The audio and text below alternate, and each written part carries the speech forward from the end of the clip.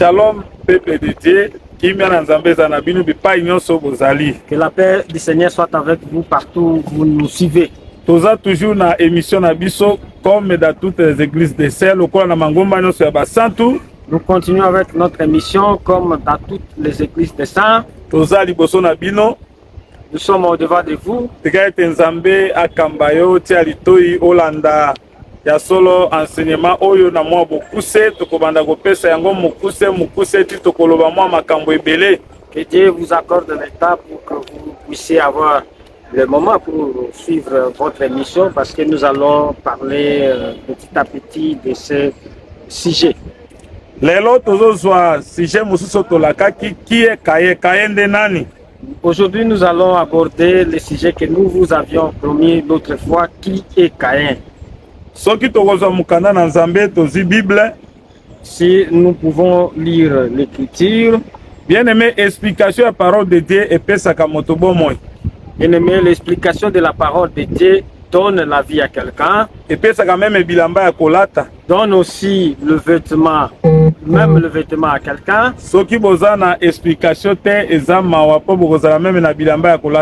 Si vous n'avez pas l'explication, c'est malheureux pour vous parce que vous n'aurez pas de vêtements à vous vêtir. Samson avait l'énigme. Il avait donné l'énigme qu'on appelle l'écriture et qu'il avait demandé à ces gens de lui donner l'explication à l'énigme.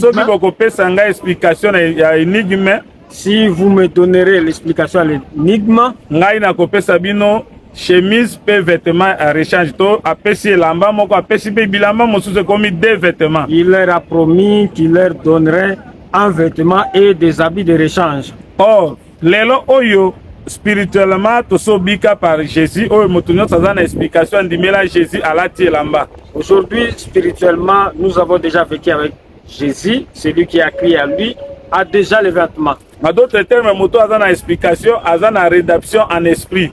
En d'autres termes, celui qui a l'explication, il a la rédaction en esprit. Oh, alors, en portant ce corps mortel, mais un jour, le vêtement de rechange. Et un jour, nous devons porter notre corps qui est le habit de rechange. Parce que ce corps démontre aussi le vêtement. On n'a pas vraiment assez de temps pour l'explication de la parole de Dieu a une importance très capitale. Nous voulions seulement vous dire que l'explication de la parole de Dieu est très capitale. Là où il n'y a pas l'explication, les gens sont nus. Ils n'ont pas habillé Jésus. Jésus, il faut une explication. Pour vêtir Jésus, il faut avoir l'explication. Comme aujourd'hui, nous entrons dans une explication qui est Caïn. Lisons d'abord l'écriture. Genèse chapitre 4, verset 1. Adam connut Ève, sa femme. Elle conçut et affanta Caïn. Et elle dit, j'ai formé un homme avec l'aide de l'Éternel. Elle enfanta encore son frère Abel. Abel fit berger et Caïn fit laboureur.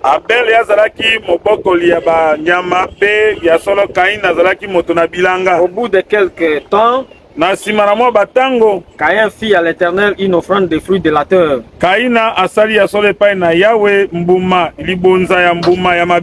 Et Abel de son côté a fait une des premiers nœuds de son troupeau et de la graisse, de leur graisse.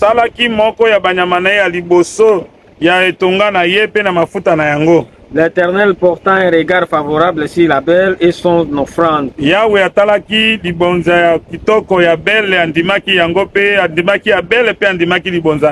il ne porta pas un regard favorable sur Caïn et sur son offrande.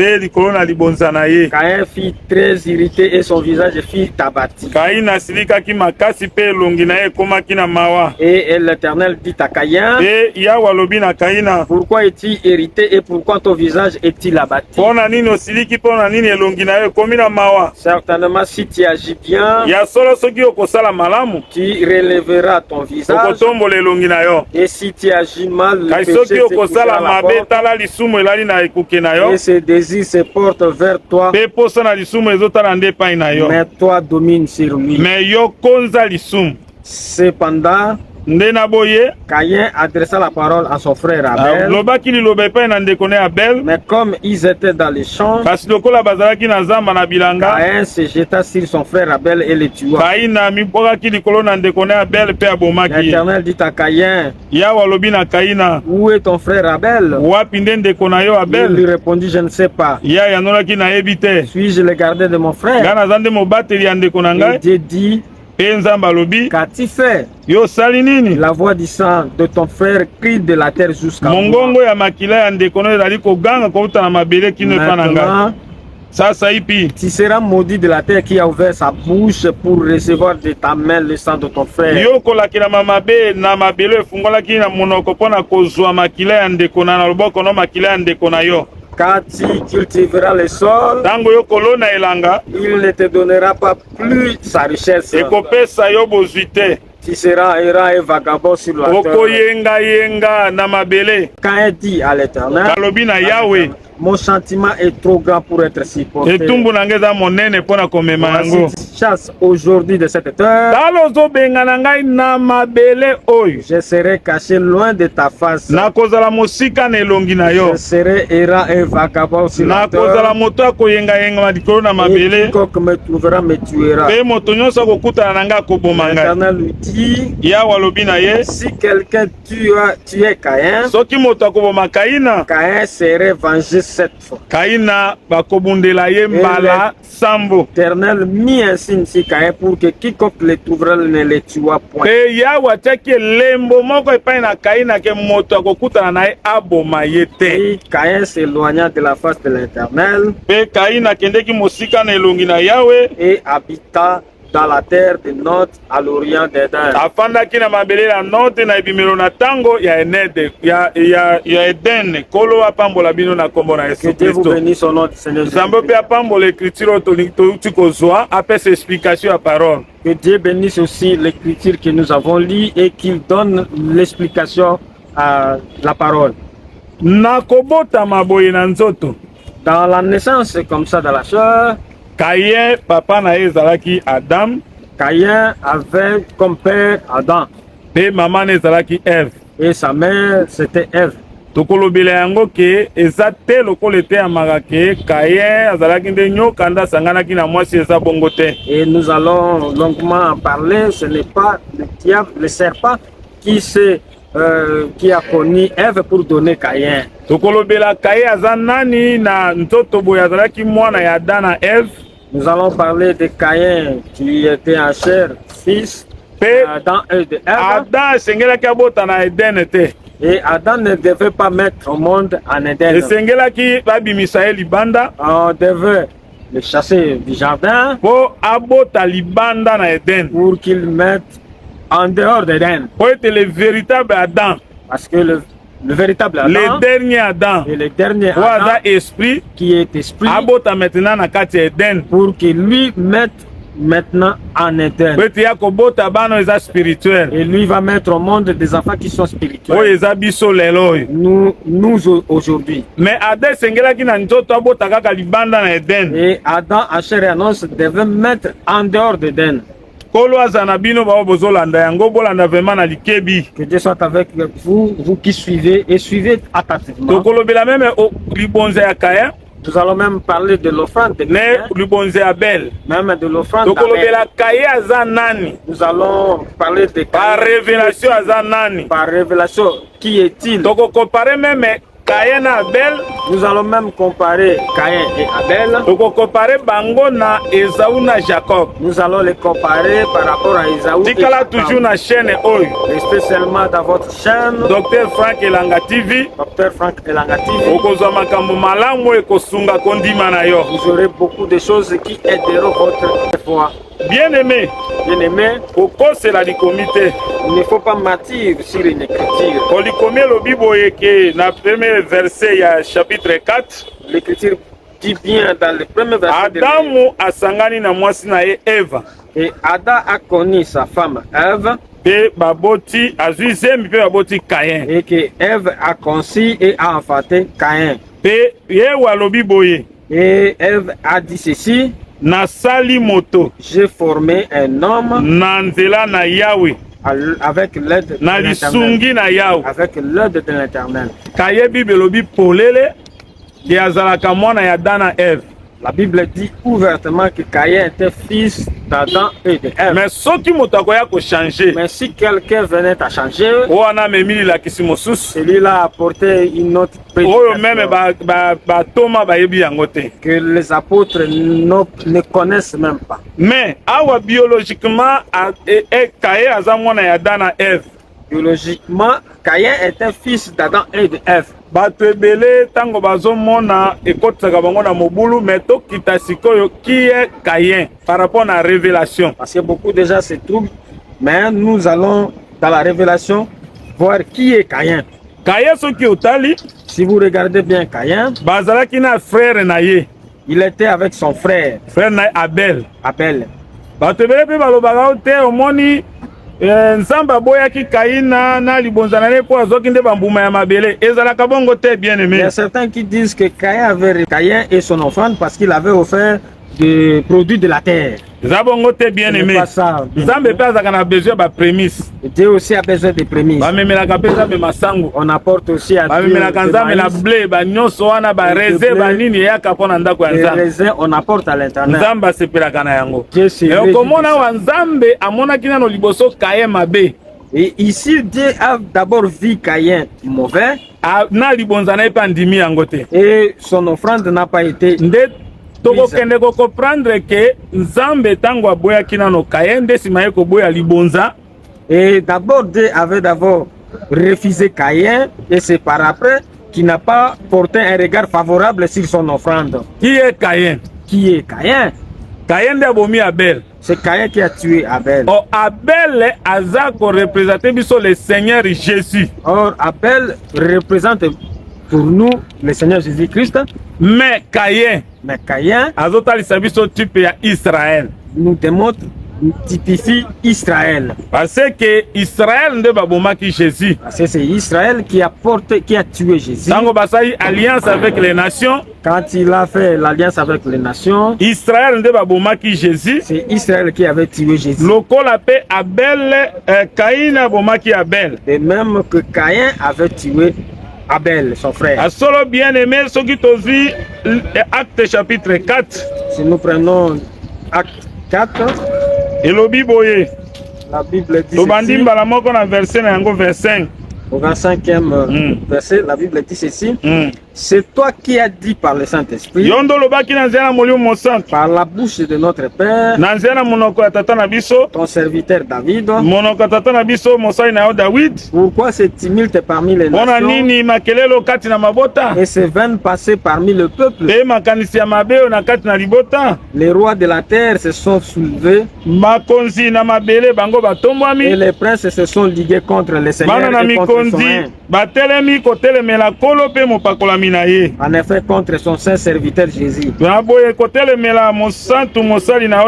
tu as oint, Hérode et Ponce Pilate se sont ligués dans cette ville avec les nations et avec le peuple d'Israël pour faire tout ce que ta main et ton conseil avaient arrêté d'avant.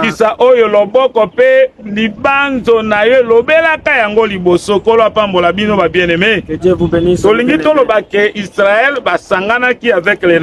voulons dire que Israël s'était ligué avec les nations le Seigneur Jésus. Pour tuer le Seigneur Jésus. Pourquoi Israël? Pourquoi nous disons que Caïn est Israël? Premièrement, Caïn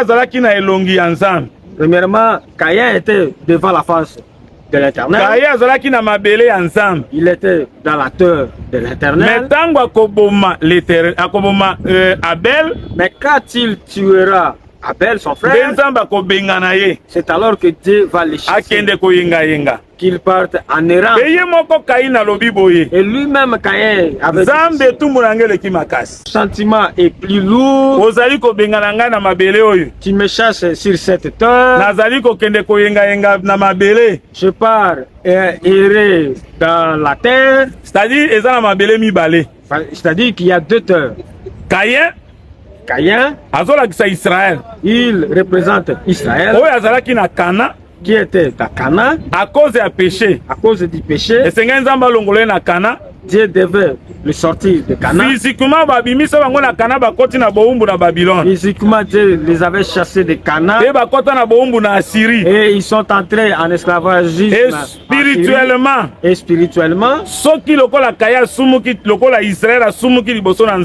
Et si Israël pêche devant l'Éternel, et Dieu les chasse de sa terre. Et Caïn qui dit à l'Éternel, tu me chasses de cette terre, je vais errer, vagabonder loin de ta face. C'est-à-dire, et ici, Caïn demande que la terre, c'est aussi la face de Dieu. Et quand Caïn part dans une autre terre,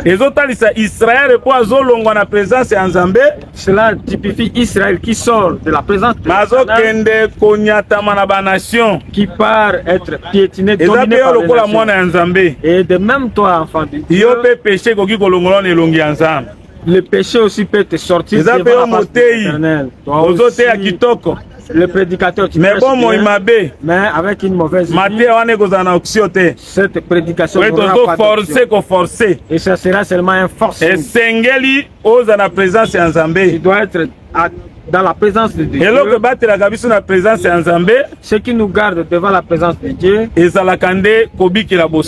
c'est vivre la sainteté. Bien aimé, Israël avait mal agi. 2 Rois chapitre 17, verset 20. 2 Rois 17, verset 20. L'Éternel a jeté toute la race d'Israël. Et il les a humiliés. Il les a livrés entre les mains des pillards. Et les pillards ici, ce sont des nations. Et il a fini par les chasser loin de sa face. Ici, la face de Dieu, c'est sa tête. Car Israël s'était détaché de la maison de David. Et ils avaient fait roi Jéroboam, fils de Nabat, qui les avait détournés de l'Éternel et avait fait commettre à Israël un grave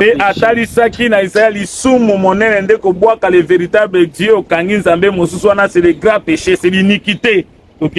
Et les enfants d'Israël s'étaient livrés à tous les péchés que Jéroboam avait commis. Ils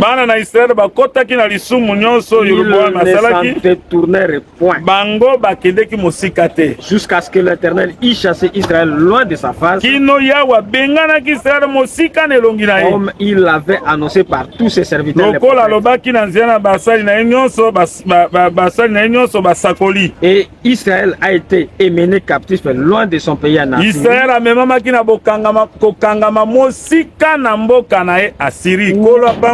Il est resté jusqu'à ce jour.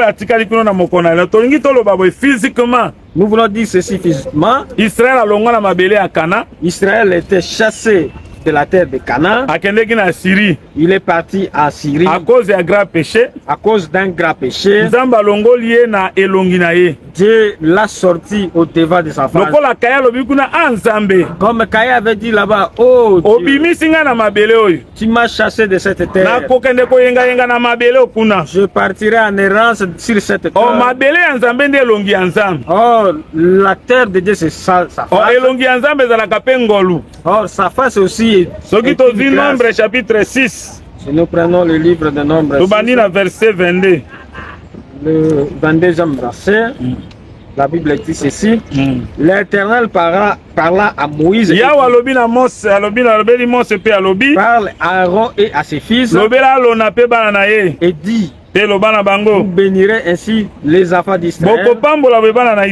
Vous leur direz que l'Éternel te bénisse et qu'il te garde. Que l'Éternel fasse luire sa face et ses gloires. Qu'il t'accorde sa grâce.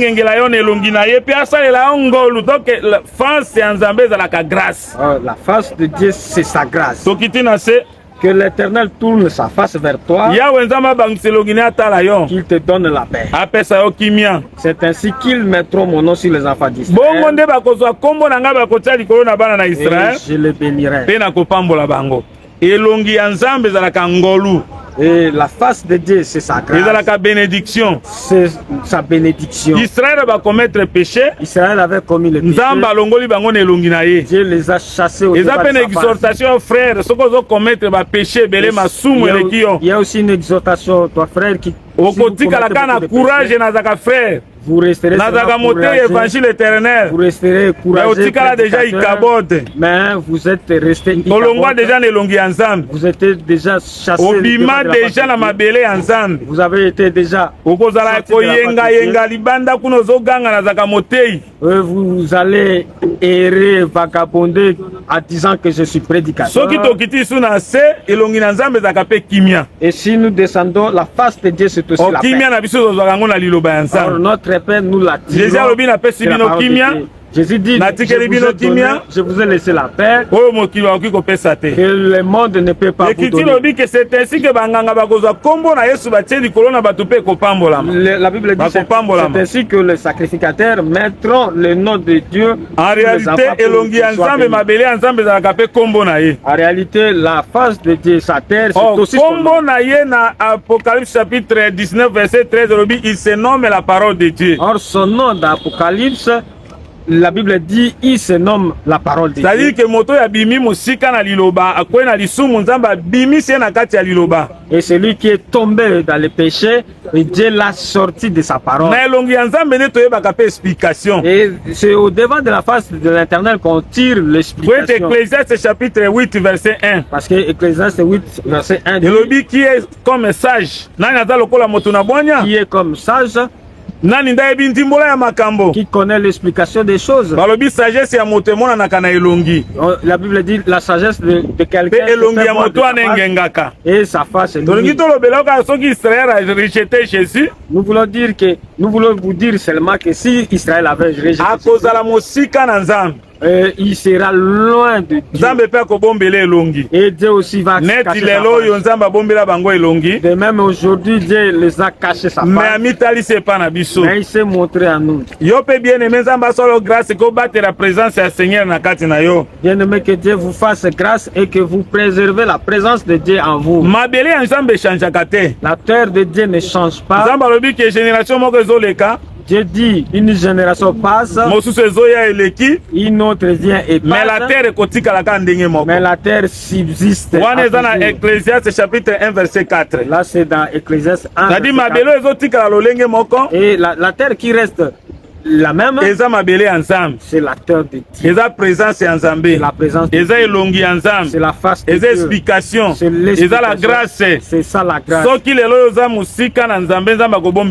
Si vous êtes loin de Dieu aujourd'hui, vous commencerez à forcer les choses. Mais la grâce de Dieu n'est pas Israël. C'est pourquoi vous verrez, Dieu avait déjà rejeté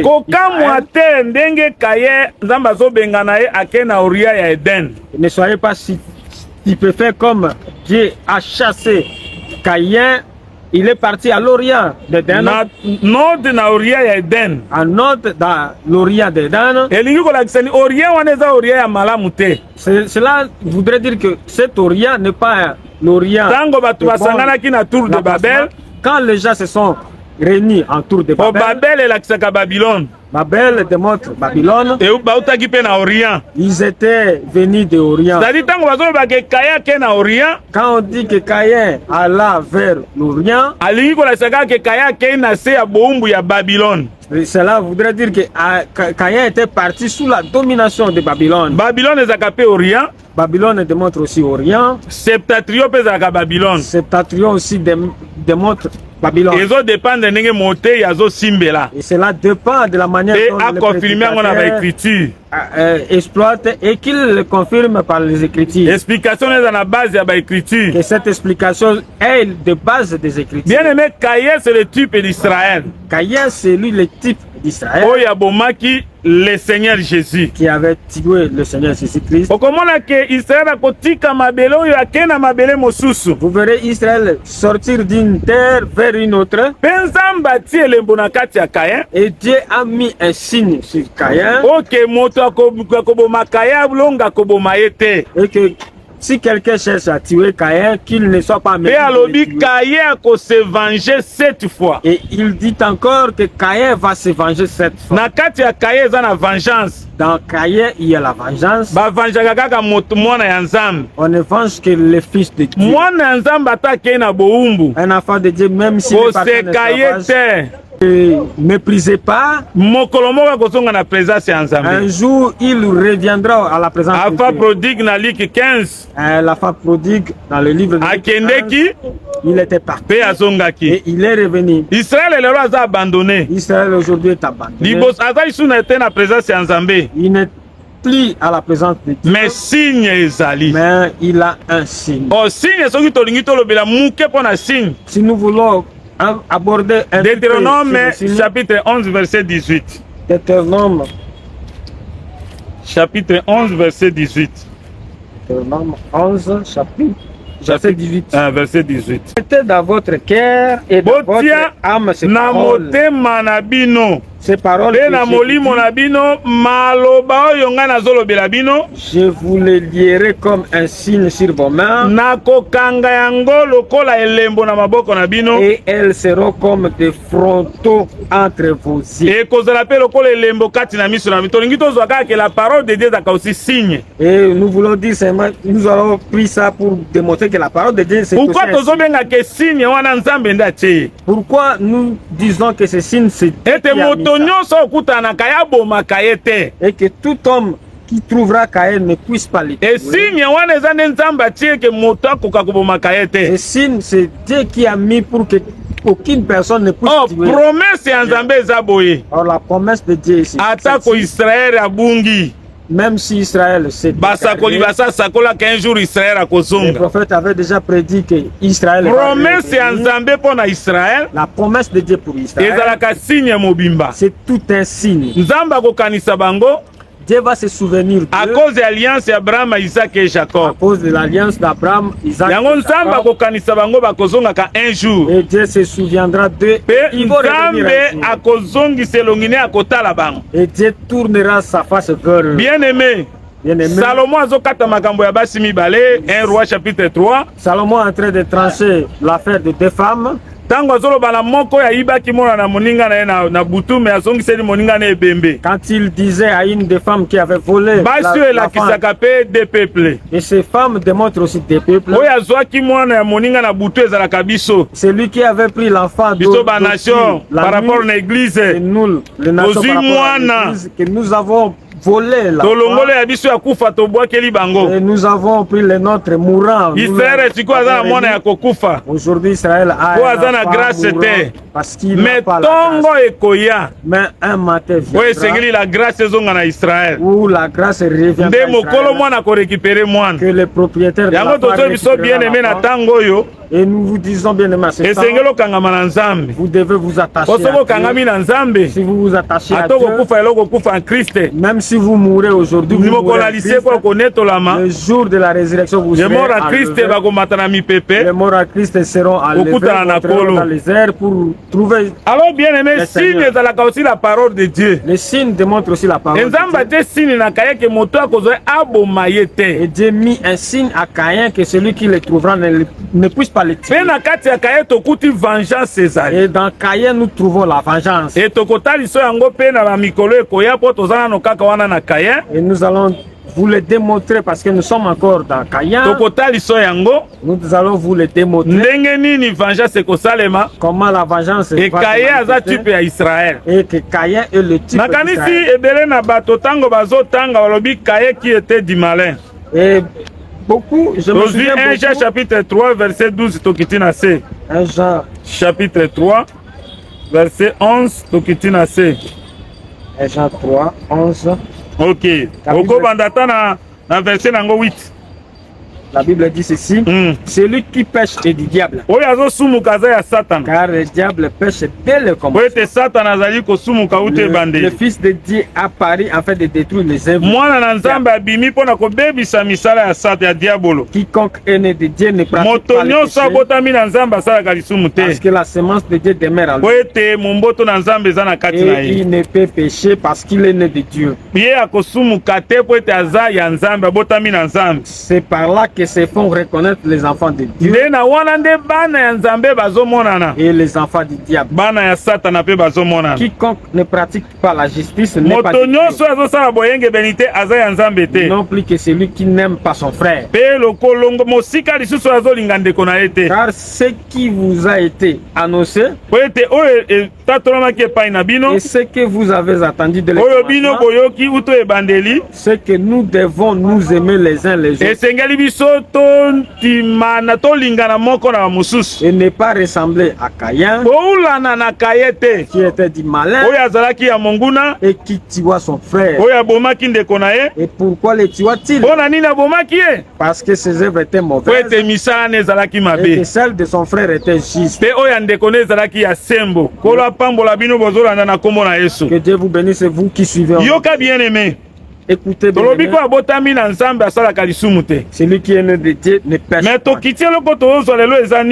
Ce que nous prenons aujourd'hui ne ressemble pas à qui tua son frère. Comme il avait tué son frère, comme il a fait et c'est mauvais. Et c'est pourquoi et cela ne voudrait pas dire que c'est la femme qui a connu par le serpent pour faire Caïn. Non, non, non. Ça c'est contredit la Bible. Ça c'est contredire la Bible. Ça c'est espèce na espèce kobota kolandisa espèce na yango. Jamais nyoka kosangana na mwasi lokola Ève babota kai non. Jamais un serpent connaître Ève comme une femme et faire un homme. Bible lobi ke Adam sangani na mwasi na Ève. La Bible dit Adam connaît sa femme Ève et Afata. Caïn est le type d'Israël. Caïn est le type d'Israël. Awa Jean-Baptiste azobenga Israël lokola bana ya nyoka. Est-ce que nyoka ndabotaki Israël? Et ici Jean-Baptiste appelle Israël Matthieu chapitre 3. Matthieu chapitre 3. Matthieu chapitre 3. Pendant 6. Et confessa leurs péchés. Babandaki kotubela masumu. Il se faisait baptiser dans le fleuve du Jourdain. Mais voyant venir à son baptême beaucoup de pharisiens de il leur dit, race de vipères, qui vous a appris à fuir la colère à venir? Produisez donc du fruit digne de la repentance.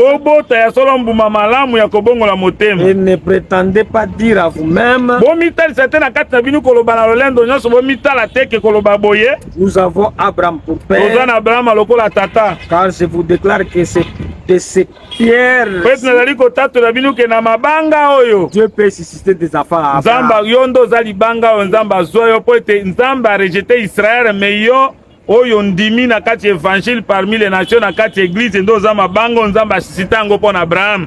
Moi je vous baptise d'eau. Ngai non, verset 10. Verset 10. Déjà la connaît est mise à la racine des arbres. Sokato et pasolier tiami déjà na musisa nzete. Tout arbre qui ne produit pas de bons fruits sera coupé. Nzete nyonso kobota mbumate ko kata mape ko bwaka na moto.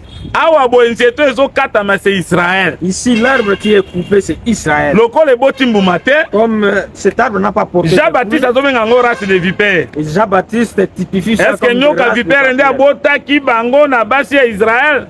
Un serpent qui a connu des femmes israélites pour donner des pharisiens et des sadducéens. Non, race de vipères à cause de misala mabe. On les appelle race de vipères par de mauvaises lokola Kaye pe azalaka mwana ya Adam, comme Caïn est le fils d'Adam, lokola misala na ye azo représenter Israël ezalaki mabe, comme il typifie Israël et que ses œuvres étaient kino koboma ndeko na ye jusqu'à tuer son frère, nde Nzambe akobenga na ye mosika, et Dieu le chassera Nzambe akobenga na ye mosika na elongi na ye, loin de sa face. bakokende wana Nzambe bakoti na kati na kati na errance to na koyenga yenga. Là ils vont entrer dans l'errance. Bien aimé yeba boye, Et sachez Konye etiamaki na Israël. Konye a été Israël aza nzete oyo bakataka metro etikalaka. Israël est un arbre où on coupe une partie mais les troncs restent. Israël soki bakati ye, Israël quand on les coupe, mobimbi etikali, les troncs restent ekobota lisusu. et avec l'espoir de porter encore des fruits. Nzete ata okati yango, L'arbre, si même si vous le coupez, tango coupe kwei, et lorsqu'il tombe, aza na elika lisusu ya kobota, et cet arbre a l'espérance de pousser lorsque mais ba méchant, mais les méchants, bapukolaka bango na misisa, et on les déracine. Konye ezokata Israël, La cognée qui coupe Israël, ezalaka pe ba nation, ce sont des Assyrien, Babylone, des Babyloniens. Nzamba utilisaka bango pona kokweyisa Israël po Israël ba désobéir. Dieu les utilise pour couper Israël. Mais awa babengi Israël race de vipères. Ici on nomme Israël. Est-ce que vipère nda botaki Israël? Est-ce le vipère qui a mis Israël? À cause ya péché. C'est à cause du péché. Na misala na bango mabe et leurs mauvaises œuvres. Nde Nzamba bengi bango race de vipères. Et Dieu les a nommés race de vipères. Tozwa mbala moko. Tozwa Jean chapitre 8. Comment on appelle Jésus ndenga azobenga bango ke bino bozali nde bana ya diabolo. Comme Jésus le typifie comme fils du diable. Toka ndenge Jésus azoloba. Jean 8 ans. Tozwi tobandi même na verset 39. Verset 39e. La Bible dit ceci. OK. Ils lui répondirent, bayanoli Yesu. Notre père c'est Abraham. Tobandi na verset 37. Je sais que vous êtes la postérité d'Abraham. Mais vous cherchez à me faire mourir. Parce que ma parole ne pénètre pas.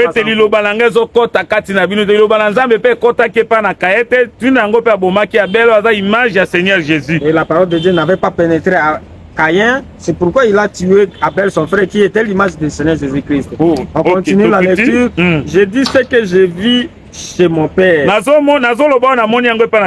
vous faites ce que vous avez attendu de la part de votre père. Ils lui répondirent, notre père c'est Abraham. Jésus leur dit, si vous étiez enfant d'Abraham, vous feriez les œuvres d'Abraham. Mais maintenant vous cherchez à me faire mourir. Moi qui vous ai dit la vérité, que j'ai attendu de Dieu. Cela, Abraham ne l'a point fait. Vous faites les œuvres de votre père. Ils lui dirent, nous ne sommes pas des enfants illégitimes. Nous avons un seul père, Dieu. Jésus leur dit, si Dieu était votre père, vous m'aimeriez. Car ce Dieu que je suis sorti et que je viens, je ne suis pas venu de moi-même, mais c'est lui qui m'a envoyé. Pourquoi ne comprenez-vous pas mon langage? Parce que vous ne pouvez pas écouter ma parole. Vous avez pour père le diable et vous voulez accomplir des désirs. Il a été meurtrier dès le commencement et il ne se tient pas dans la vérité parce qu'il n'y a pas de vérité en lui. Lorsqu'il proférait les mensonges,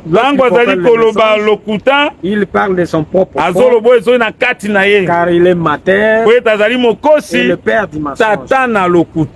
Awa Jésus a bengi bangolo bibolso sala misala ya tata na bino diable. Est-ce que diable ndabota Israël? Et Jésus le nomme comme les enfants physiquement, est-ce que Jésus nani diable nde abota Israël. Physiquement comme ça, c'est diable qui a avorté Israël. À cause ya misala ya basadicéens. C'est à cause des œuvres des sadicéens. Ya bapharisiens. Des pharisiens. Lokola bazolinga koyoka Jésus te. Comme ils ne voulaient pas écouter Jésus. Nde bango bana ya Satana. C'est pourquoi mais lingi koloba te que Satana boti bango physiquement boy. Ce n'est pas pour dire que c'est diable qui les a enfantés, engendrés physiquement. Amen. Amen. Que Dieu soit avec vous. Les œuvres d'Israël étaient mauvaises. Ils ont tué les prophètes. Dieu voit même les traces du sang. Voilà pourquoi Nzamba kotika Israël. Voilà pourquoi Dieu laisse Israël mosika na ye. Ndenge moko Nzamba bengana ki Kaye. De même Dieu avait chassé Kaye. Akendeki na nord na Orient. Il est parti en nord. Orient okuneza par rapport à Babylone. L'Orient là c'est par rapport. Et si ka bato batonga tour de Babel bautaki. Là où les constructeurs. Et si ka Nzamba tiaki confusion. Là où Dieu a mis Babel ezalaka toujours Babylone. Babel demande. Yango akozon Orient nyonso ezalaka kaka ya Nzambe te. Tout Orient n'est pas Orient. Orient oyo ezande ya Babylone. C'est Orient. Israël soka bimine elongi ya Nzambe. Quand Israël akoti na boumbu. Entre en esclavage. Totanga Osée ndenge Nzambe azomona makila na maboko na bango. Lisons le livre de Osée chapitre 6. Osée 6. Tozimba na moko verset 8. Le 8e verset. Galade est une ville de malfaiteurs. Galade yango ezali engumba ya bato mabe ya basali mabe. Elle porte des traces de sang. Azali na makila na maboko na ye. Balobi ke Galade ezali engumba oyo eza na bato ya basali mabe pe bazomema bilembo ya makila na maboko na bango. La troupe de sacrificateurs. Tosuki wana bazomema makila na maboko na bango. Galade soko lingi oyeba. Si vous voulez connaître Galade, Galade ezaka pays à soleil levant. C'est un pays où tango ezali te tolingi tosukisa. Esika Moïse apesaki héritage na bana misato. Là où Moïse avait donné l'héritage apesaki na Ribin. Il avait donné à Ribin. Apesaki na Gad. À Gad. Na demi tribu ya Manassé. À une tribu de bango bazwaki bokonzi na pays à soleil levant. Et avait reçu le pouvoir. Kuna nde babenga yango Galade. Pays de soleil levant. Oh Galade etalisaka biso kaka Israël. Galade nous démontre Israël. Nzamba azomona makila na maboko na bango. Je vois les traces de sang. Oko comprendre tozana Esaïe chapitre 1 verset 15. Prenons Esaïe chapitre 1 verset 15. Verset 15e. OK. Nous lisons.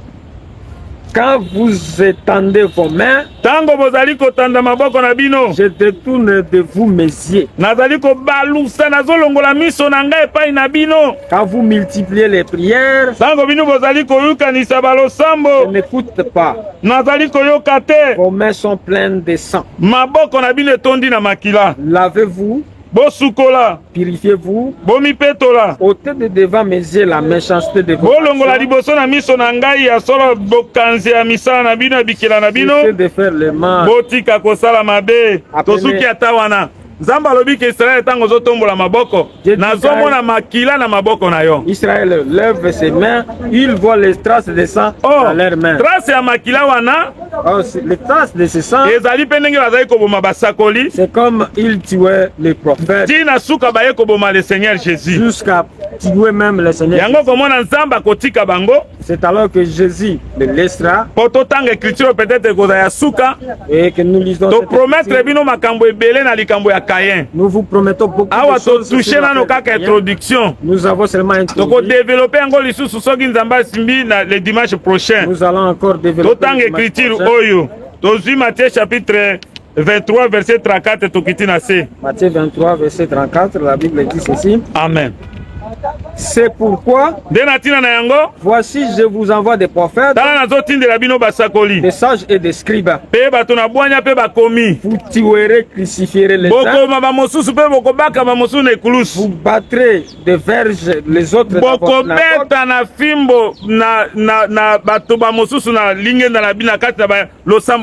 Et vous les persécuterez. Afin qu'ils retombent sur vous. Tout le sang innocent répandu sur la terre. Et puis le sang d'Abel. Le juste jusqu'au sang de Zacharie. fils de Barachi, mwana na Barachi, que vous avez tué entre l'étape et bobomaki kati na tempelo pe na etumbelo. Je vous le dis en vérité, nalobeli bino ya solo, tout cela retombera sur cette génération. Wane koko ya likolo na génération tala Israël baye komema ngambo ya makila ya Bel, me babomaki ete pona kolakisa ke Kaye azalaka type ya Israël. Israël a porté cette charge pour démontrer la makila ekutami na kati na Israël. Abomi basakoli. En réalité a rejeté la parole. En réalité il a rejeté. Nzambe pe akotika bango. Et Dieu va les yango bakokota na boumu. Qu'ils entreront. Yo pe mwana Nzambe ndengo za wana. Toi aussi, enfant de Dieu, nous vivons. Et la grâce nous amène à si vous ne craignez pas Dieu, vous allez entrer dans voilà pourquoi beaucoup de choses parce que vous ne craignez pas Dieu.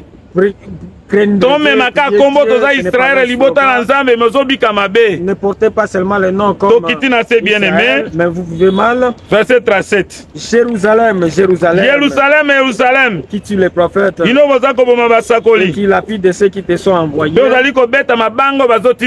de fois ai-je voulu rassembler les enfants comme une poule rassemble ses et vous ne l'avez point. Voici votre maison vous sera talanda kona bino kotika lisobe awela kisi lokola Kaye azobima na présence ya Nzambe azobima na elongi ya Nzambe. Et c'est de même que Caïn sort de la présence de Dieu. Car je vous le dis, vous ne me verrez plus désormais jusqu'à ce que vous disiez béni soit celui qui vient au nom du Seigneur. Hébreux chapitre 11 verset 4. Nous prenons le livre d'Hébreux. Makambo nyonso eza na introduction. Hébreux. Hébreux chapitre 11 verset 4. Ça ce n'est qu'une introduction. Nous allons aborder beaucoup de choses dans ce sujet. C'est par la foi qu'Abel offrit à Dieu un sacrifice plus excellent que celui de Caïn. Ezali nde na kondima nde Abel abonzaki libonza oyeleki malamu koleka oya Kaina. C'est par elle qu'il fit déclarer juste. Ezali nde na nzela na kondima nde atalisamaki ke azali moto na bosembo. Dieu approuvant ses offrandes. Ndamba ndimaki libonza na ye. Et c'est par elle qu'il parla encore. Ezali nde na ndila ya kondima nde ye azali koloba lisusu makila nezoloba kwake ata akufaki. Mabonza mibale par la grâce de Dieu toko expliquer bino le dimanche prochain. C'est des offrandes, nous allons vous les expliquer le dimanche prochain. Ce que vous pouvez retenir, Caïn est le type d'Israël. Jésus. C'est lui qui a tué Jésus. Quand il tuera Jésus, c'est lui-même qui a tué et la trace de Jésus. Dieu va le chasser. Comme il avait chassé Comme il avait chassé Caïn, il chassera mais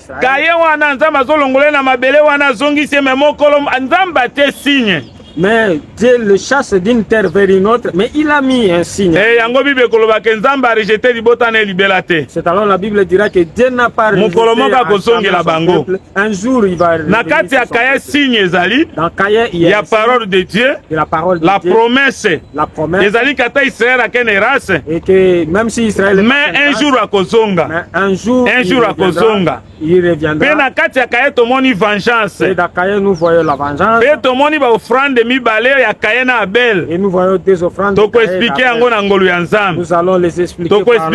Vengeance à Caïn. Nous allons expliquer la vengeance. Nous allons ce que vous pouvez retenir aujourd'hui.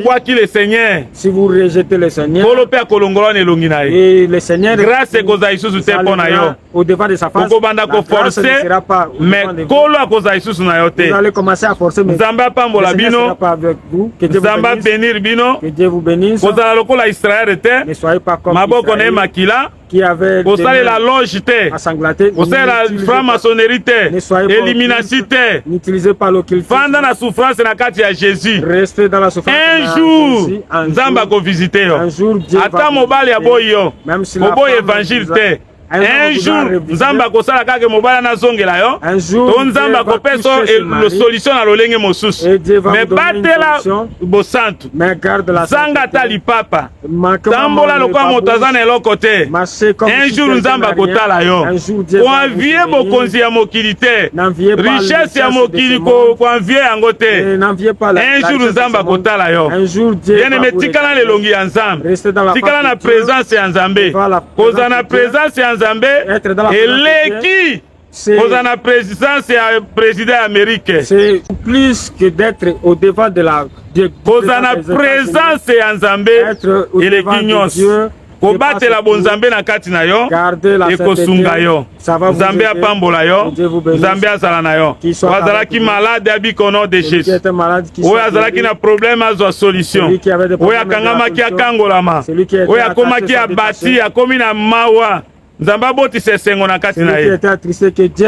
oyo baboyaki na libala nzambe akanisa mobali ne alanda ye mpe azongela ye kolo apambola bino na kombo na kolo na biso Yesu Kristo tolobi amen.